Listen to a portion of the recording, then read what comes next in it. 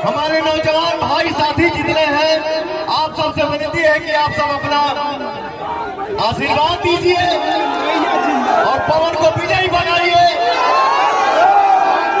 मैं ये दावा करता हूँ, काराकाट के जनता की खुशी के लिए अगर जान भी देना होगा तो मैं खुशी से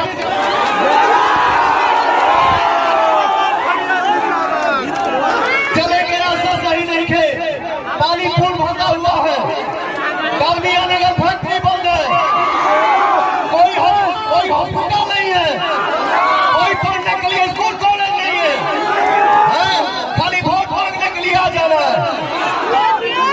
तो भैया हो, हम सबका, आप सबका भविष्य, आप सबका विकास आपके हाथ में है और ये आपको तय करना है कि आपको जीवन में आगे क्या करना है। बस भैया सब आशीर्वाद दीजिए।